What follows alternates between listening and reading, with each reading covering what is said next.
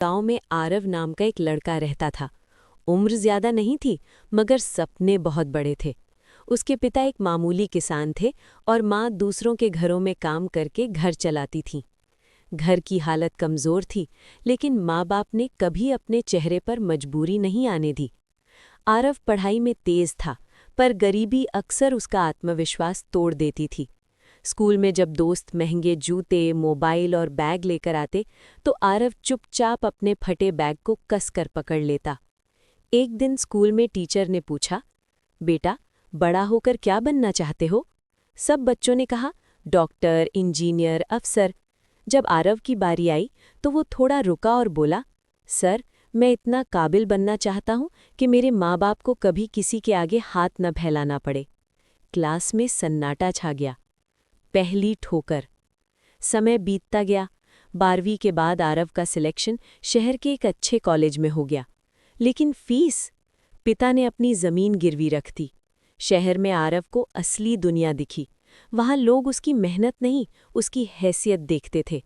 कई बार उसे सिर्फ इसलिए नीचा दिखाया गया क्योंकि उसके कपड़े सस्ते थे। एक दिन दोस्तों ने कहा, इतनी मेहनत करके क्या मिलेगा? जिंदगी तो मजे के लिए है। उस रात आरव बहुत रोया। पहली बार उसने सोचा, क्या मैं गलत रास्ते पर हूं? अगले दिन उसने माँ को फ़ोन किया और सब बता दिया। माँ ने बस इतना कहा, बेटा, वक्त सबको मौका देता है। फ़र्क सिर्फ इतना होता है कि कोई इंतज़ार करता है और कोई हार मान लेता है। यही शब्द आरव के लिए ताकत बन गए। संघर्ष का दौर। आरव दिन में कॉलेज और रात में एक छोटे से ढाबे पर काम करने लगा। हाथ जलते थे, नींद पूरी नहीं होती थी, लेकिन सपने जिंदा थे। एक दिन कॉलेज के वही दोस्त जो उसका मजाक उड़ाते थे, ढाबे पर आए। आरव ने सिर झुकाकर चाय दी। वो हंसे, पर आरव ने कुछ नहीं कहा। उस रात उसने डायरी में लिखा, आज चुप हूं, कल मेरी कामयाबी बोलेगी। वक्त ने करवट ली। सालों की मेहनत रंग लाई। आरव को एक बड़ी कंपनी में नौकरी मिल गई। पहली सैलरी से उसने माँ के लिए साड़ी और पिता के लिए चप्पल खरीदी। जब वो गांव लौटा, तो लोगों की नज़रें बदली हुई थीं।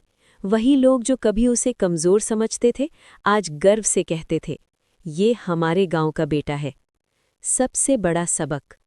एक दिन वही पुराने दोस्त जो कभी हंसते थे, आरव से मदद मांगने आए। आरव मुस्कुराया और बोला, मैंने वक्त से सीखा है, हालात चाहे जैसे हों, इंसान बने रहो, क्योंकि वक्त बदलते देर नहीं लगती।